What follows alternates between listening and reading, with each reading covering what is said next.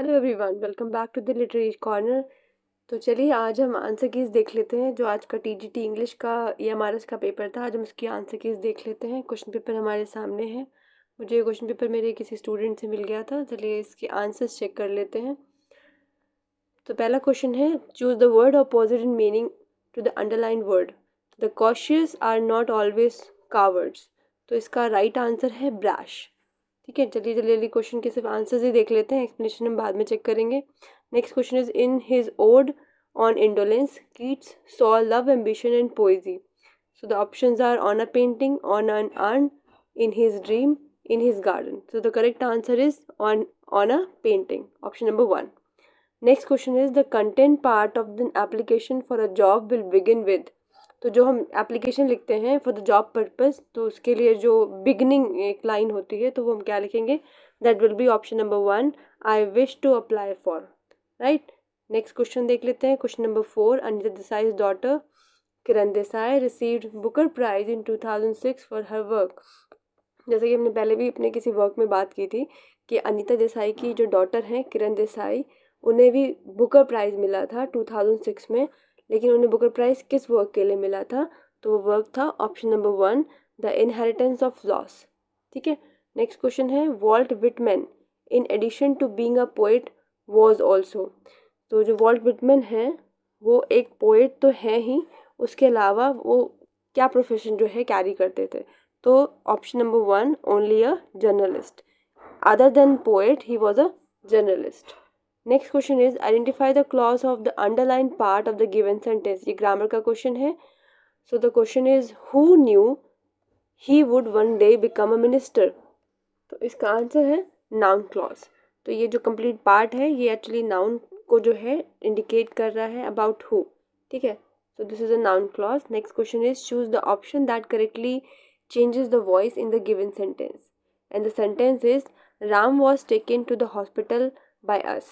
तो इसका जो करेक्ट आंसर होगा that will be option number 1, we took Ram to the hospital. देखो ये जो क्वेश्चन गिवन है ये ऑलरेडी पैसिव वॉइस में है, तो इसका एक्टिव आंसर क्या होगा?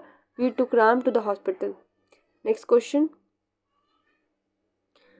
Identify the clause of the underlined part of the given sentence. And the sentence is, if you do not waste, you will not want. तो इसका जो करेक्ट आंसर है that is noun clause. I hope इतना आपको clear हो गया होगा। Next question is question number 9। It is asking for choosing the correct form of verb given in the bracket. So the question is, if Ravi dash arrive in time he would have caught the train. अगर रवि जो है if he is in time then he would have caught the train। तो correct answer होगा option number 1, would have arrived। Next question है, in Coleridge poem the ancient mariner shot dead. तो the right answer is, for the home the bell stalls. This is the correct answer. Next question is, identify the clause of underline part of given sentence. Do you know when the train will arrive. तो हमें बताना है इसमें ये कौन सा clause है। तो this the correct answer is noun clause. Next question is, in as you like it Orlando saves his strange and cruel brother Oliver from an attack of. तो इसमें जो ऑप्शंस हैं, robbers, a lion, a tiger और a rebels. तो the correct answer is robbers. ठीक है।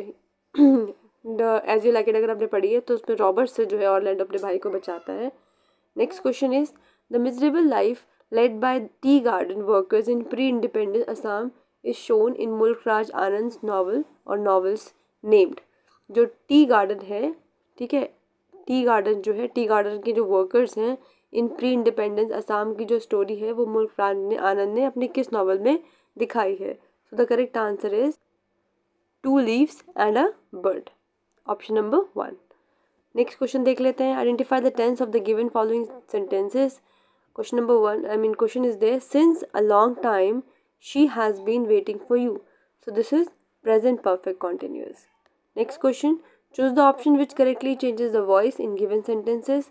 So the voice question is, you may soon forget it. And the correct answer is, you might soon be forgotten. Question number 17 देख लेते हैं, identify the parts of speech. Part of speech, the underlined word in the given sentence.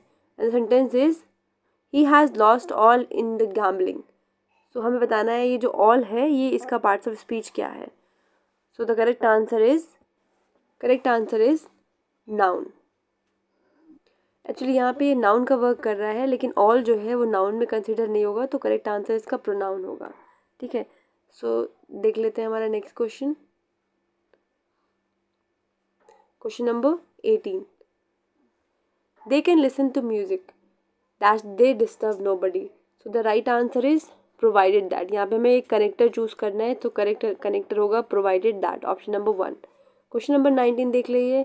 Tony Morrison got Nobel prize in literature for हर।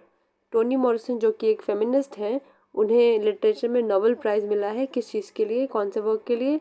तो उनका एक work है entire work, इसके लिए Nobel prize मिला है। क्वेश्चन नंबर 20 देख लेते हैं। Identify the tense of given sentence. It has been raining since morning. तो देखिए यहाँ पे भी सिंस आया हुआ है और यहाँ पे आईएनजी फॉर्म गिवन है, तो that means it's again a present perfect continuous. Next question, question number 21। Choose the option in which jumble group of words can be rearrange to form a coherent sentence.